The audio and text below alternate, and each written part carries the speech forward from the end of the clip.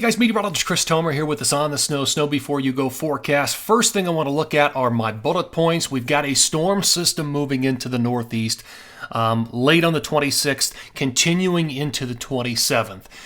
Initially, it's going to have kind of a high snow level. It's going to become a coastal storm, so we're probably looking at about a 3,000-foot freezing level or rain snow line. Then that's going to fall. So that's really going to favor a lot of the higher ski areas in northern Vermont, northern New Hampshire, northern Maine.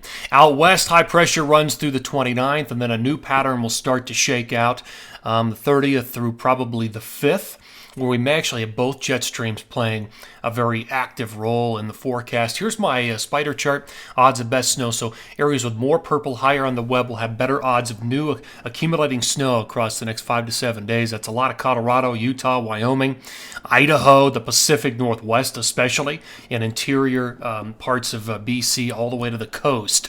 I don't have as much for Banff because I think you're largely looking at, you're just outside the flow, a little more of a downslope component there. But that Pacific Northwest is going to get hit pretty good.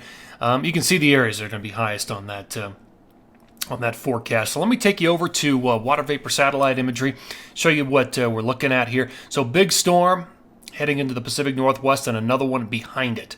So what that's doing, and then there's a storm obviously up here moving into the northeast. So what's going to happen is, and I'll use this, is we've got a nice big dip in the jet here, and what it's doing is it's forcing a ridge of high pressure to settle in across the west, and that's going to be somewhere right in here.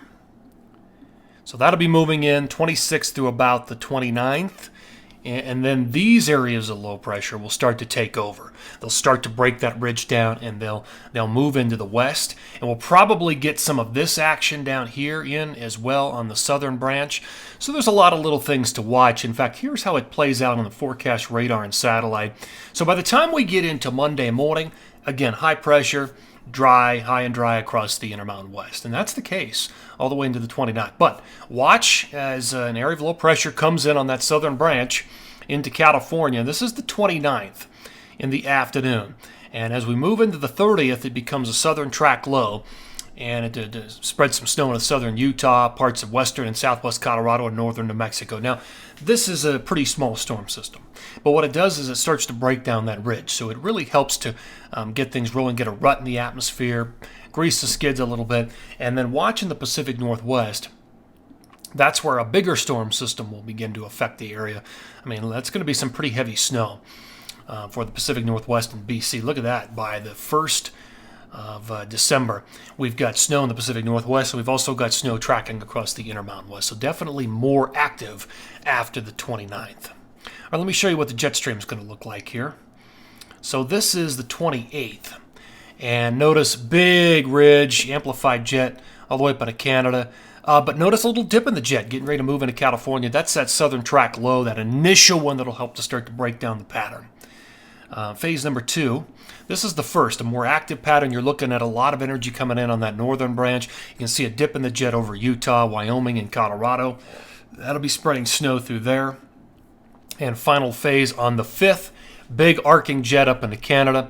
But notice the next big dip loading up over the Pacific. There's a lot of jet energy. You can see it up in the northeast. So we're probably looking at activity up in the northeast. All right, so pretty interesting evolution of events. Here are my forecast totals. So the 27th through the 4th, looking at about a foot for the Wasatch, over a foot for the Tetons. In Colorado, it's not all coming at once. It's coming in probably 2 or 3 different batches, but you know, overall, I think a lot of places may hit that foot mark as a grand total, or very close. A little less on the Continental Divide and East, but more across the western slope and in southwest Colorado. Look at the Pacific Northwest, 1 to 3 feet potentially in some of those places from Bachelor up to Stevens, Rainier, Baker, and Whistler.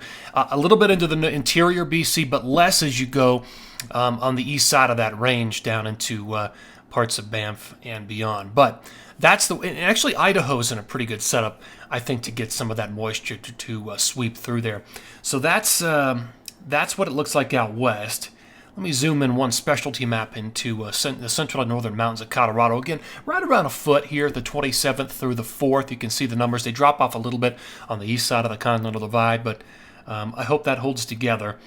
We definitely need the snow in Colorado. Here's the Northeast, and again, a lot of this is going to happen late on the 26th into the 27th, but mainly at the higher elevations because it may be rain at the lower elevations. So northern Vermont, northern New Hampshire, northern Maine, especially northern New Hampshire, northern Maine, Mount Washington, Sunday River, and Sugarloaf, all getting in on that action of potentially double-digit snowfall.